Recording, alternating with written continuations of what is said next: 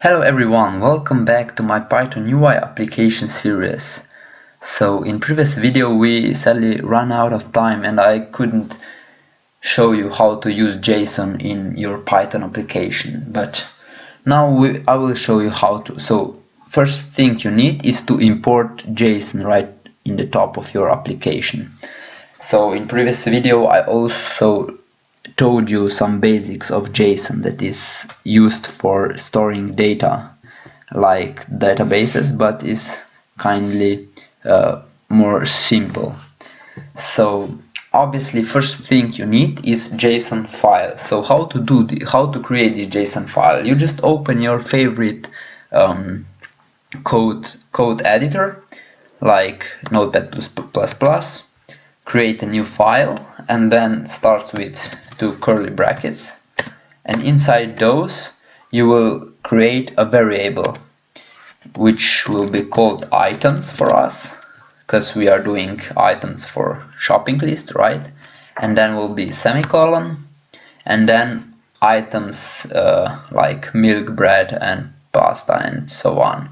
But for now I'll just add one item. So if you can imagine, this items is a variable which holds this data inside those quotation marks. So let's add apple like this and save it. Save it to your folder that you have your Python file. I will just save it as data.json. And don't forget to change your save type as all type, so you won't have txt file format. So save it. I have to replace it, yes. And then to make sure, you go again to this folder and check if type of your file is really a JSON file. This is really important. Okay, now we can go to our Python code and we can delete this show message function call, and now we have to read our data from our JSON file. So if you are coming from some other languages, C or Java, you probably know a main function. This is function which is executed first, so right when our application is loaded. So in Python is actually another way how you can run function like this, and this is with if statement. So if name underscore underscore name underscore underscore is equal to underscore underscore main underscore underscore, and then this is actually it. But because it's kinda hard to read or whatever, I usually call a main function here and declare it right above it like this. And here we can type everything that we want to load at the beginning of our program or application. So we want to read from JSON file and put these elements or items into our list widget. So the code for read from JSON file is like this: with open, and in here for first argument will be name of your JSON file. For me is data.json, and other argument will be the action you will trigger on this file. So we want to read this file, so type R like this, and then don't forget to s file like this. And in here we will say we will save our data from this file into a variable. So let's create new variable data, data, and save JSON.load, and in here file like this. So let's check what we have stored in data. So let's say show, let's say just print and data like this, and run our file.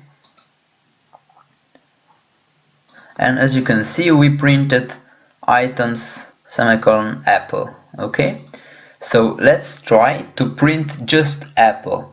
You can try it on your own and then pause my video, try it on your own, and then look for a solution. Okay, so to do this, you just type those brackets and 0. So the first element. Oh, I'm sorry, not the first element. You have to type name of your variable that saves your data you wanna display. So as I mentioned before, your data is apple and your variable is items. So you have to type items here. Okay, save it and run it. And as you can see, it prints apple. So you're probably already getting a basic idea how we will add those items into our list widget. You can try it on your own if you want. You will learn a lot if you just try things before only watch for solution. So we can do this. So now go to your JSON file and change it a bit. So okay, I already have it here. Where is my here? And change it that items will contain not only one variable but many of them. So make a list like this and add some items like this. Like this. You can add whatever you want. Don't forget to save it and go back to your Python code.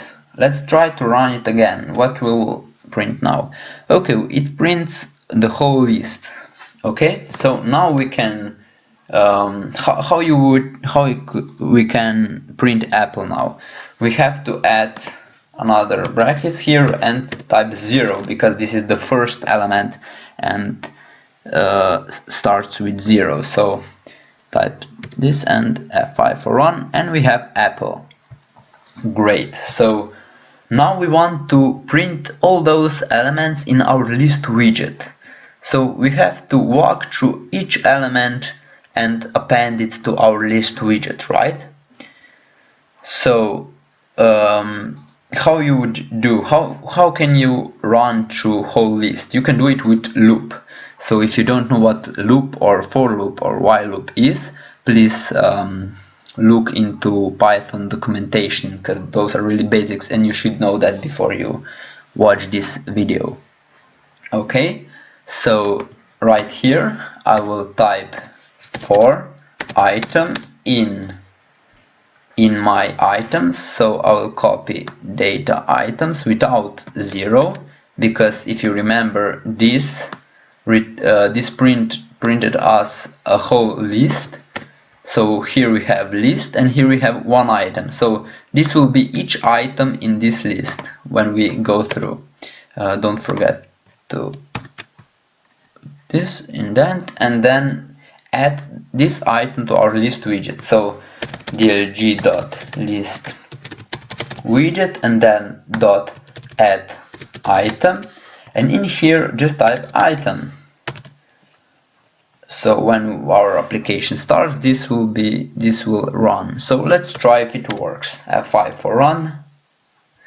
And yeah, we have our items in our list widget which are loaded from JSON file. Congratulations. But now we can actually add some other items like this. But when we close our application and run it again, those items won't be seen like this past I added. So now we have to write our new data into JSON. Okay. So when would you write new data? When you type your I will just run application again. So you write some other item here and you add it. And you could create another button here and name it save, and when you click it, data will be written in JSON. But I think better way is that just after you click enter, yeah, and actually add item, you will just save right when you add those items into list widget. So you won't be risking losing data. So when we add item, this function is called, so you should save your data right here in this function. So what you need to do,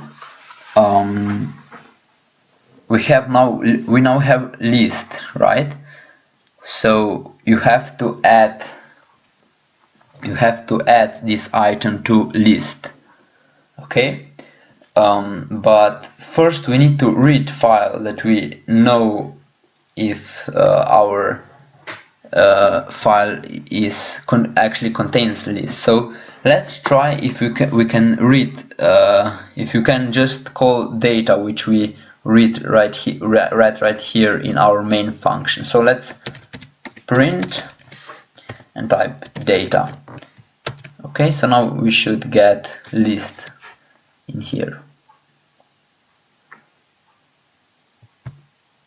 Okay, we have to add items like this, and as you can see, it doesn't work because you have to, in another function, you have to read your file again. So right here, instead of this print, you can just copy this code, or better way, you can create your function, another function which will read the JSON file. But I'll just retype it again, so with open and then data.json, and then we want to read it as file and load into data is equal to json.load file. Okay, and now we want to append our new item into our list. So now again we will type with open, again data.json, and second arguments will be write now, because we will be writing into file, again as file, and here we will type json.dump, and second argument will be file, and first one will be data which we want to save. So we want to save our list, which is right here for now, but first we want to append a new item. So type data.append, and we want to append our new item, which is right here, dlg.lineEdit item text. So copy this and paste it right here. So we append this LineEdit text into our data list, and now we want to save this data list. So type data as first argument in json.dump. Okay, now we can save it and run it. Okay, we have those three elements from before. Now we can add another one and add it. Okay, something is wrong.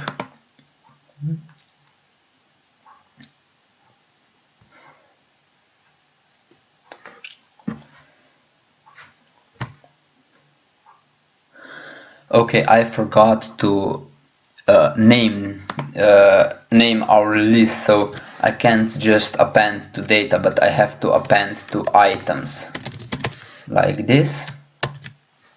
And now we can run it. And again add pasta, because we don't know any other English words. As you can see, pasta is added, but for real test we have to restart our application, the moment of truth. It doesn't work. Okay, so why it doesn't work? Because we set text to nothing before we call it right here, so our text will be 0. So if you run that again, you will see that empty item is added. Right here you can see this should be pasta, but because our application automatically deleted our text, it saved nothing. So if you don't want that empty item, you can delete it by your code editor. So what is the solution for this? We can just we can cut this line here and paste it at the very bottom of this function. Okay, save it and run it. Okay, let's try it again. Add pasta. Like this, you can see this empty element. Okay, now save it and run it again. And we have pasta. Congratulations, we successfully made application that actually saves data. And I'm sure that you have now a lot of ideas what could you do with this knowledge you have now. So I have a task for you. So until next week you have to create your own application which will save your context from your mobile phone. So you will have application which will contain 2 line edits. One will be for name of that person and the other will be for phone number. Okay, so and then you will have a list widget like we have here in our shopping list, but here will be here you will have the name of your person and his or her number of mobile phone. To align those, you can Google Python string function .format, which allows you to align data like this. I will show you solution in next video. So another thing you can do for more advanced, you can, instead of list widget, you can add some other widgets from widget box.